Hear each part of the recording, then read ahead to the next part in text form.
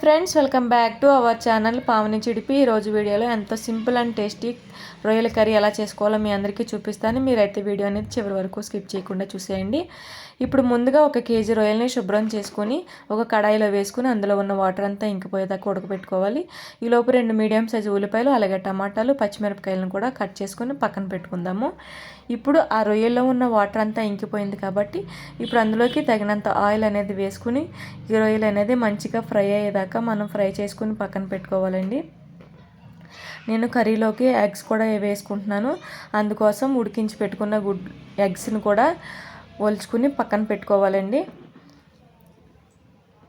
రొయ్యలు కూడా ఫ్రై అయిపోయినాయి కదా, అవి కూడా పక్కన పెట్టుకొని ఇప్పుడు కర్రీ కోసం ముందుగా స్టవ్ వెలిగించుకుని ఒక కడాయి పెట్టుకుని అది హీట్ అయిన తర్వాత అందులోకి కర్రీకి సరిపడినంత ఆయిల్ వేసుకుని అందులోకి ఒక 1/2 టేబుల్ స్పూన్ పసుపు కూడా వేసుకుని ముందుగా ఉడికించి పెట్టుకున్న ఎగ్స్ని కూడా వేసుకుని మంచిగా ఫ్రై చేసుకుని పక్కన పెట్టుకోవాలండి.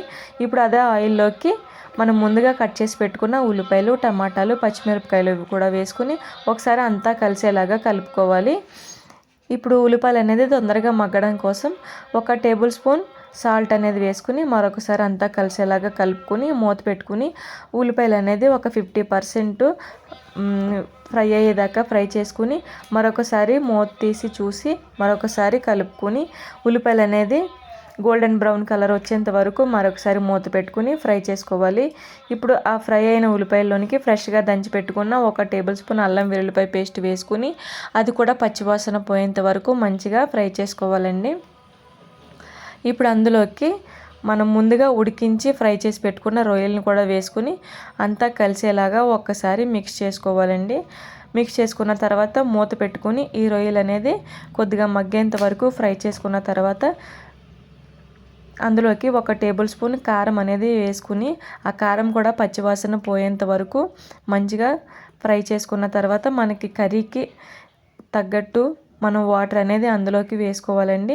వాటర్ కూడా వేసుకుని ఒకసారి అంతా కలిసేలాగా మిక్స్ చేసుకున్న తర్వాత ఇప్పుడు అందులోకి ముందుగా మనం వేయించి పెట్టుకున్న ఎగ్స్ని కూడా కర్రీలోకి యాడ్ చేసుకుని కర్రీ అనేది 50% కుక్ అయ్యేదాకా ఉడికించుకోవాలి. ఇప్పుడు తర్వాత అందులోకి 1 టేబుల్ స్పూన్ ధనియాల పొడి, అలాగే 1 టేబుల్ స్పూన్ గరం మసాలా, అలాగే మరొక 1/2 టేబుల్ స్పూన్ జీలకర్ర పొడి కూడా వేసుకుని మరొకసారి అంతా కలిసేలాగా మిక్స్ చేసుకుని మూత పెట్టుకుని కర్రీ అనేది ఆయిల్ అనేది దగ్గర పడేంత వరకు మనం కుక్ చేసుకోవాలండి. ఆ తర్వాత చివరిగా అందులోకి కరివేపాకు అలాగే కొత్తిమీర కూడా వేసుకుని ఆయిల్ అనేది పైకి తేలేంత వరకు ఉడికించుకుంటే మనకి ఎంతో టేస్టీ అయిన రొయ్యల కర్రీ అనేది రెడీ అయిపోతుందండి.